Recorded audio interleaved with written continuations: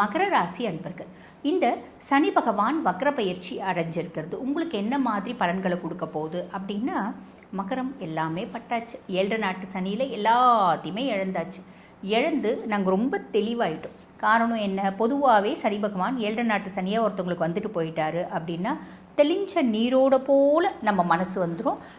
வாழ்க்கைனா என்ன அப்படின்றது ரொம்ப தெளிவாக புரிய வச்சுட்டு போயிடுவார். கொஞ்ச நாள் நம்மளும் அப்படி தான் இருப்போம். அதுக்கப்புறம் திருப்பி பார்த்திங்கன்னா நம்மளோட குணாதிசயங்களில் மாற்றம் அப்படின்றது வரதான் செய்யும். அது மனுஷ இயல்பு இல்லையா? அந்த மாதிரி எல்லாத்தையும் பிடுங்கிட்டாருமா. ஒன்றும் இல்லை. போகும்போது கண்டிப்பாக ஏதோ ஒரு நல்லது செஞ்சுருப்பாரு. இது இவ்வளோ நல்லது, இவ்வளோ நல்லது, இவ்வளோ நல்லது. ஓகே, இருந்தாலும் எனக்கு இருந்த பிரச்சனைக்கு அந்த இவ்வளோ நல்லது பத்தலை. ஆனால் அது ரொம்ப முக்கியமான விஷயம், நல்லது செஞ்சுருப்பார். இப்போ சனி பகவான் ஆல்மோஸ்ட் சகாய சனியாக வந்துட்டார். 2028 வரைக்கும் ஒரு சகாய சனி தான். எல்லா விதத்துலேயும் ஹெல்ப் அப்படின்றது சனி பகவான் செய்ய போகிறார். அதுக்குள்ளே அவர் தான் வக்ரகதி அடைஞ்சிட்டாரு. இன்னும் பெருசாக எந்த ஹெல்ப்புமே செய்யலையே அப்படின்லாம் யோசிக்காதீங்கம்மா. வக்ரகதியே அடைஞ்சாலும் குருனுடைய உச்சப்பார்வை சனி மேலே இருக்குது. அப்போ எல்லா விதத்துலேயும் ஹெல்ப் அப்படின்றது முதல்ல இருந்ததை விட இன்னும் ரொம்ப பார்த்திங்கன்னா ஆற்றலோட இன்னும் ரொம்ப வீரியமாக நல்லது செய்ய போகிறார். பெரிய ப்ளஸ்ஸு. சரிம்மா, சூப்பர், நல்லது. ஒரு குழப்பம் இருந்துச்சு, தெளிவாயிடுச்சு. அதுக்கும் மேலே வேறு ஏதாவது நல்லது இருக்குமா? கொசுரை இந்த கொத்தமல்லி கறிவேப்பிலெல்லாம் காய் வாங்கும்போது கொடுப்பாங்களே, அந்த மாதிரி ஏதாவது கொசுறு நல்லது இருக்குமா? சாலிடாக இருக்கும்மா. சனி பகவான் உங்களை பொறுத்த வரைக்கும் 1 மற்றும் 2க்கு அதிபன். சுய ஸ்தானாதிபதியும் அவர் தான், தன குடும்ப வாக்கு ஸ்தானாதிபதியும் அவர் தான். நிறைய மகரத்துக்கு தன்னுடைய சுயம் சார்ந்து சில யோஜனைகள் இருக்கும். ரொம்ப எளிமையாக ஒரு எக்ஸாம்பிளோட சொல்கிறோம் அப்படின்னு வச்சுக்கோங்களேன். நீங்கள் ஒரு வில்லேஜில் இருக்கீங்க. உங்கள் கூட கொலீக்ஸ் எல்லாம் பார்த்திங்கன்னா நீங்கள் பிஎஸ்சி அக்ரி படிச்சிருக்கீங்க. உங்கள் கூட ஒரு 4 கொலீக்ஸ் படிச்சிருக்காங்க. அவங்களும் பிஎஸ்சி அக்ரி படிச்சிருக்காங்க. அதில் 2 பேர் வெளிநாட்டுக்கு போயிட்டாங்க. ஊருக்கு வரும்போது எப்படி வருவாங்க? சும்மா ஜம்முன்னு பெரிய காரில் கோட்டு சூட்டு பூட்டெல்லாம் போட்டு ஜம்முன்னு வருவாங்க. அப்போ மனைவி சொல்லுவாங்க, உங்க கூட தான் படித்தாருன்னு சொல்கிறேன், அவர் எப்படி இருக்கார் பற்றியா? நல்ல ஜம்முன்னு இருக்கார். நீ அழுக்கு சொக்கா போட்டுக்கின்னு வேர்வை சிந்திக்கின்னு. உண்மை என்ன அப்படின்னா, விவசாயிகள் இல்லைன்னா சாப்பாடே இருக்காது. கோட்டு சூட்டு பூட்டெல்லாம் சாப்பிட முடியுமா? நம்மளால் சாப்பிட முடியாது இல்லையா? அந்த வேல்யூ தெரியாது.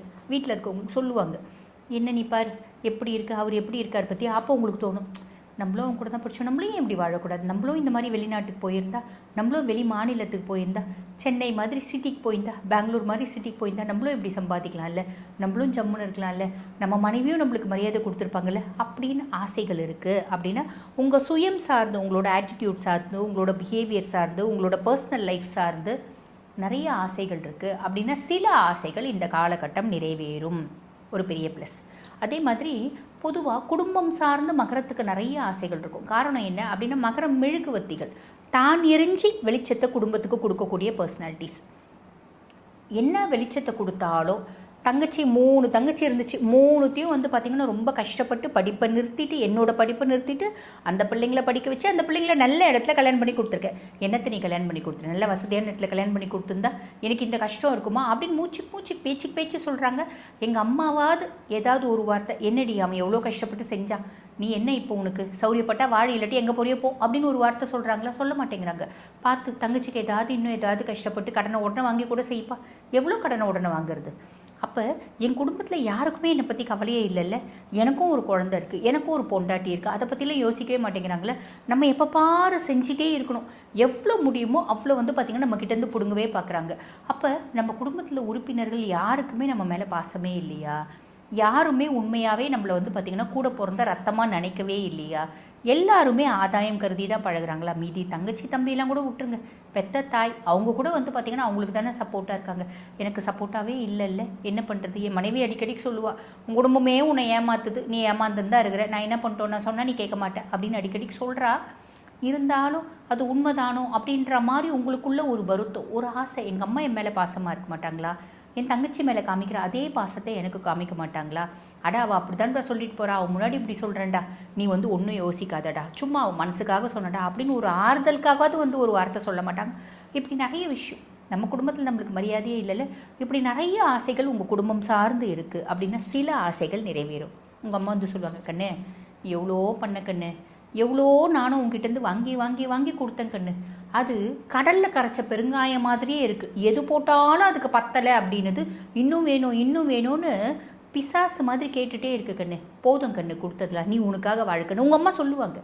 நீ எவ்வளோ செஞ்சிட்ட ராஜா, போதும்டா ராஜா, நீ உனக்காக வாழு, இனிமேல் பட்டு நான் அவளை பற்றி கேட்கவே மாட்டேன் ராஜா, அம்மா ஏதாவது தப்பு பண்ணியிருந்தா மன்னிச்சிட்டு ராஜா. இந்த வார்த்தை உங்களுக்கு குடும்பம் சார்ந்து ஒரு சந்தோஷமான விஷயம். இந்த ஒரு வார்த்தை போதும் உங்களுக்கு. இன்னும் 20 வருஷத்துக்கு நீங்கள் ஓடுவீங்க. அட விடுமா, நீ சொல்லிட்டல விடுமா, போனால் போதுமா, தங்கச்சி தானே, நான் பார்த்து வளர்த்த புள்ள, விடுமா செய்கிறேன் அப்படி நீங்கள் செய்வீங்க.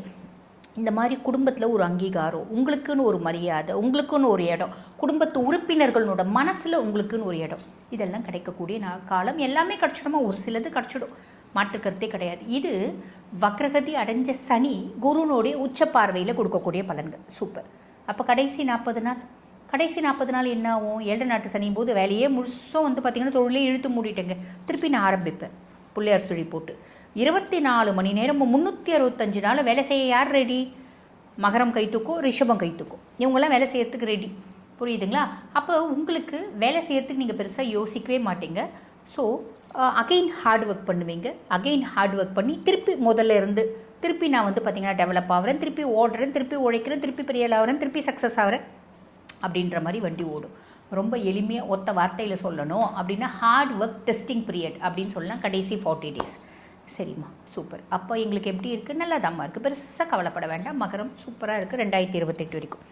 சரி, அப்போ நாங்கள் எந்தெந்த விஷயத்தில் எல்லாமே நீங்கள் சொல்லிட்டீங்க.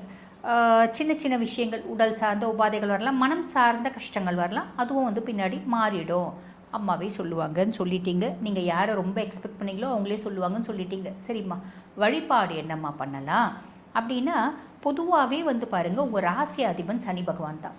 அப்போ நீங்கள் எப்பயுமே வந்து பார்த்தீங்கன்னா சிவ வழிபாடு அதுதான் பண்ணணும். அப்போ சிவ வழிபாடு எப்படி பண்ணலாம்?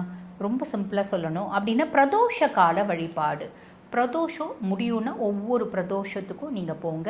உங்களால் முடிஞ்சது பிரதோஷ கால பூஜைக்கு என்ன கொடுக்க முடியும்? ஒரு கட்டு வந்து அருகம்புல், இவ்வளோ வில்வம், ஒரு டம்ளர் பால், ஒரு 1/2 லிட்டர் தயிர், இல்லை 1/2 லிட்டர் பால், ஒரு பன்னீர் பாட்டிலு, ஒரு 100 ml நெய், என்ன முடியுமோ கொண்டு போய் கொடுங்க. கொடுத்துட்டு பெருசாக நீங்கள் வழிபாடு பண்ணோன்னா இல்லை, பிரதோஷ பூஜை நடக்குதா, கம்முன்னு உட்காந்தின்னு உங்களுக்கு வேறு ஏதோ யோசனை இருந்தால் கூட யோசிச்சுக்கோங்க, தப்பே இல்லை. அங்கே போய் உட்காந்து யோசிங்க, நல்லது மட்டுமே நடக்கும்மா. வாழ்த்துக்கள்.